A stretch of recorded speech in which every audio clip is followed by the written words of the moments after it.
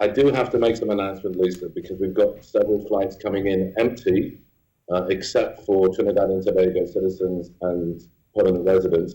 So today, Virgin will be coming in. It will be an empty flight to pick up guests on island.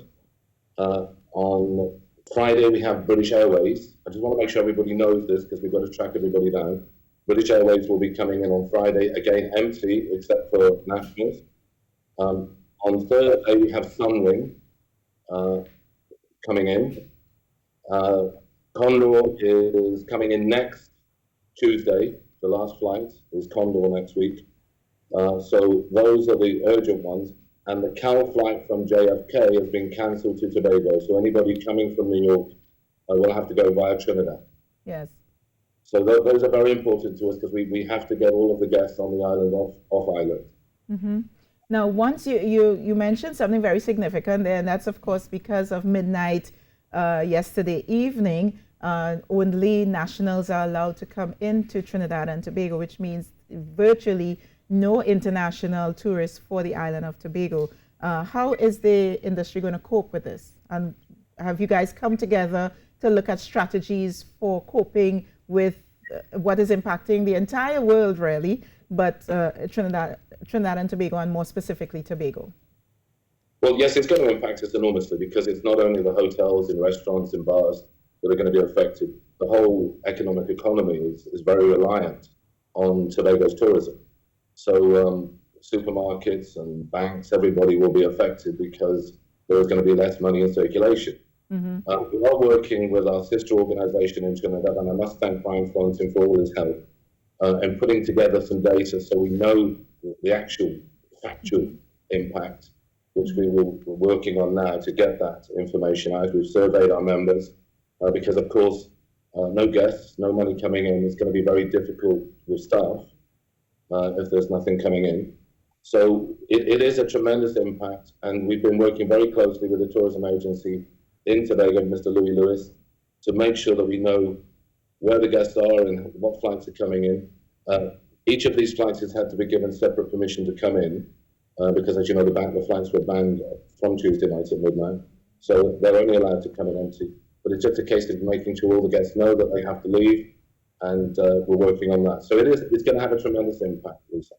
Definitely. Now, the hospitality and tourism industry is one where there's a relatively high degree of turnover when it comes to the labor force.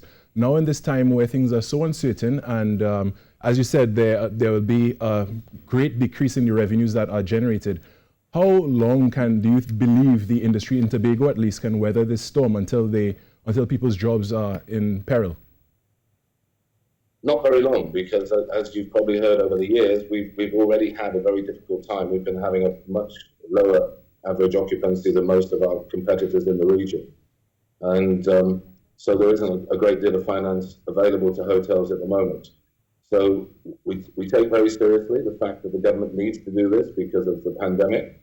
But we also will desperately need some help soon, because this is not a situation that can go on for long with the money that we have. Is there a strategy or a plan in place thus far, or something being put together to try to buffer the effect, especially on the employees of the hospitality and tourism industry in Tobago? Yeah, you were breaking up a bit then, but we are working on a strategy with our sister organisation in Trinidad. Firstly, we need to collect the data. We need to understand exactly, roughly 60% people work for THA, 40% people work in the private sector. But it has to be understood the private sector in Tobago is heavily dependent on the tourism industry, all of the private sector. So it has a major impact in Tobago. Of course, definitely. And from your knowledge and where you sit, what type of government subvention do you think is necessary to keep the business afloat, the industry afloat? No, we're not at that stage yet. At the moment, we're collecting the data. We want to be very accurate with our data before we go to government. So, as I said, Brian Frontin and our sister organisation is working with us to collect that data for both Trinidad and Tobago. So we won't give any figures until we know that data is correct. We're seeing efforts being made on this side by some of the persons involved in, for example, the events industry, to provide what they call care packages for their employees who would be destabilized by what's happening. Is that sort of thing being considered or happening on the island of Tobago, given what's going on? Individual business owners are doing all sorts of things. It's an evolving. At the moment, we're concentrating on the guests we have because we still have guests. So our major focus at the moment is to make sure the guests know what their plans are as moving forward. Some of them will have come for longer stays than they are going to be allowed to have. So, there's a lot of work involved in that, Lisa. There's a tremendous amount of work informing these guests, organizing these guests to leave. So our major focus in the short term is that. And the staff are still employed dealing with that. As we go forward, as I say, we're working on those figures to understand it. I'm sure every business is doing what they can. We took what the Prime Minister said very seriously. We've been working with Dr. Hoyt, the County Medical Officer in Tobago, to make sure everybody knows the rules to obey, washing hands and all the different things you've been promoting this morning. So all of those, everybody has the information of what to do. And as I said, we have a duty of care, firstly to our families and our staff, and then of course to our customers. Chris, are you finding that some guests are either cutting their stay short, so leaving sooner than they had intended, or perhaps they are locked out of their countries and are having to extend their stay in Tobago? We have all permutations of that, Lisa. We have some that are having to leave early, some that have had to extend slightly, some that are having difficulty getting back at all. I mean, we have one family from Lithuania, I think it was, that came in on Condor but aren't allowed to leave on Condor. So we've got all sorts of permutations of problems. And of course, the cancellations are coming in thick and fast.